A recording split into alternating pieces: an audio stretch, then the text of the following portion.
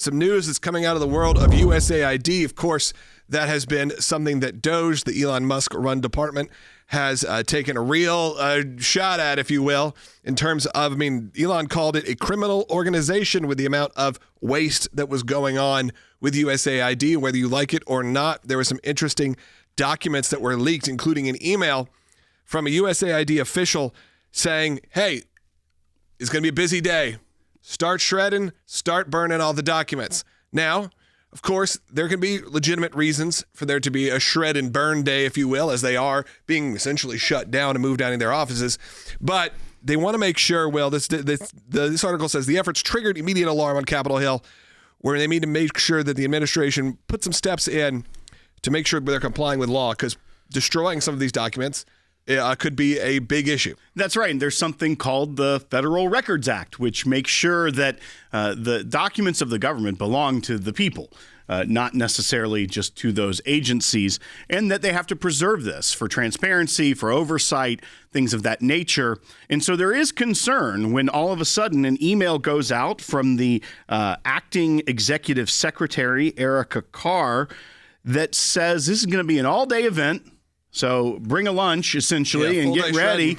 And when the shredder gets overworked or too backed up or needs a break, start putting stuff in burn bags. Label it secret.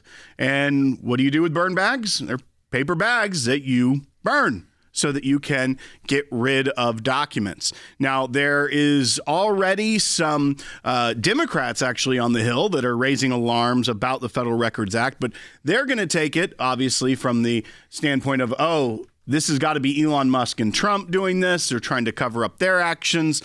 Meanwhile, we know what Elon Musk and President Trump have said about this organization, so that raises alarm on the right that they're trying to cover up something by burning these documents. The ACLJ's attorneys are already working up a FOIA request on this. You have Erica Carr and a lot of others saying, hey, it's time to get rid of these documents. What does that mean? Does that mean they just need to clean out so they can get, move out of the offices? Or is there something more nefarious? We don't know, but what we do know is this at least triggered some alarms, and you have an administration, the Trump administration, and some Democrats even saying, hey, we got to make sure that we're complying here, because it is not legal to just start destroying documents. Got to make sure things are backed up, that there are digital copies, that there are print copies still, because, like you said, these are the documents of the people, not the documents of some corporate business. That's right. And obviously, Gregory Meeks, a Democrat from New York, who's on the House Foreign Affairs Committee, he's trying to spin it that this is President Trump and Elon doing something nefarious, saying that burning and shredding USAID documents and personnel files seems like a great way to get rid of evidence of wrongdoing when you're illegally dismantling the agency. I also feel like the converse to that is that burning and shredding documents seems like a great way to get rid of evidence when the grants and programs you were doling out weren't necessarily on the up and up. Look, I got an idea. How about it? Let's say you're right, and you agree that you think that it's President Trump and Elon doing this to hide their own stuff. Good. Let's not shred all the documents then. Let's not burn all the documents. How about we just agree to let's not do that shred and burn day? I think that's probably the easiest solution for everybody. So then these documents can be public record and we can see them, you can FOIA them, you can get the information out there instead of this idea where it has to be partisan. How about if it is partisan when you actually look into it? Fine. But I think we can all agree that just shredding and burning, not the best idea. We've heard a lot of that before. We've seen it in history. We've seen it happen so many times, and it never ends up good. Erica Carr is the acting executive secretary of USAID, and she has been in government in similar roles for quite a while. She was actually in the Office of Personnel Management, which is kind of like HR for the whole government between 2007 and 2009. So at the tail end of the George W. Bush administration, and then through the early years of Obama. But then she moved over to USAID under Obama's first year in 2009. And then when President Biden began his term in 2021, she was appointed by Biden as the executive secretary to USAID in an acting capacity at that time before any sort of confirmation went forward. So she's been in leadership at USAID for a while. So this isn't a new person that was brought in by the DOGE team or by the Trump administration to oversee the dismantling. This is someone who knows the ins and outs of this agency. And so when it's coming from her, this directive, it does also raise more questions to me.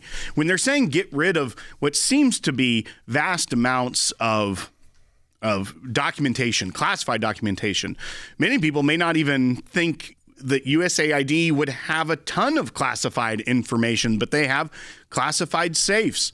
Now, there's a spokesperson saying that much of this is just paper copies of things that are stored on servers, so we're not getting rid of it all.